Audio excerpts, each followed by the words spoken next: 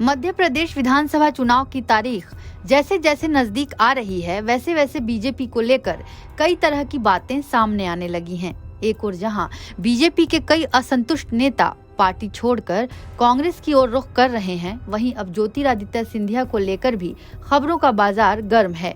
खबरों की माने तो जिस तरह से बीजेपी के नेता सिंधिया के लिए खास विशेषणों का इस्तेमाल कर रहे हैं, उससे लगता है कि सिंधिया को लेकर बीजेपी में माहौल ठीक नहीं है।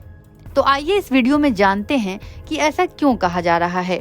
दरअसल हाल ही में मध्य प्रदेश के शाजापुर जिले में मोदी सरकार के 9 साल पूरे होने पर बीजेपी की तरफ से कार्यक्रम आयोजित किया गया, जिसमें बीजेपी के पूर्व विधायक अरुण भीमावद ने मंच से बोलते हुए पहले तो सिंधिया की तारीफ की, लेकिन थोड़ी देर बाद उन्होंने एक ऐसा शब्द बोल दिया जिसने सभी को चौंका दिया। इस दौरान उन्होंने कहा कि ज्योतिरादित्य सिंधिया नामर्द जो कांग्रेस का नेता था, उन्हें भगवान ने सद्बुद्धि दे दी और वह कांग्रेस छोड़कर बीजेपी में आ गए। ईश्वर ने हमारी बातों को सुना, जनता की आवाज को सुना। वहीं इस बयान पर चुटकी लेते हुए कांग्रेस ने भी कह डाला कि क्या अब उसूलों पर आंच नहीं आई। दूसरी ओर राघवगढ़ में हो रहे बीजेपी के किसी कार्यक्रम में मुरलीधर राव ने ज्योतिरादित्य सिंधिया और उनके समर्थकों को विभीषण कह दिया। इस दौरान सिंधिया के साथ कांग्रेस छोड़ बीजेपी में आए 2 नेता भी मंच पर बैठे हुए थे। राव ने उनका नाम लेकर कहा कि कांग्रेस के सारे विभीषण तो बीजेपी में आ गए हैं।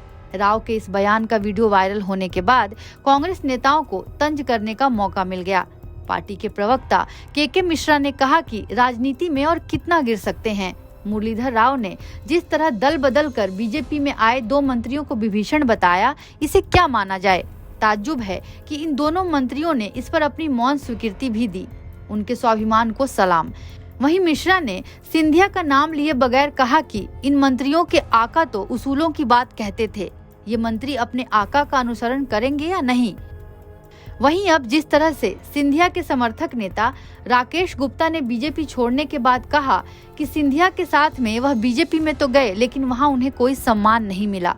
ज्योतिरादित्य सिंधिया के साथ गए कुछ चुनिंदा विधायक और मंत्रियों को ही लाभ मिला, जबकि दूसरे सिंधिया समर्थक नेताओं के सम्मान को ठेस पहुंची। आने वाले दिनों में और भी कई सिंधिया समर्थक बीजेपी छोड़कर कांग्रेस में आएंगे। ऐसे बयानों के बाद यह चर्चा होना लाजमी है कि सिंधिया को बीजेपी में जाकर वो सम्मान नहीं मिल रहा जिसकी उम्मीद उन्होंने की थी। तो क्या सिंधिया भी ऐसे बयानबाजियों और खुले मंच से हो रहे अपमान को देखते हुए कांग्रेस में वापसी का फैसला लेंगे? NBT ऑनलाइन की रिपोर्ट।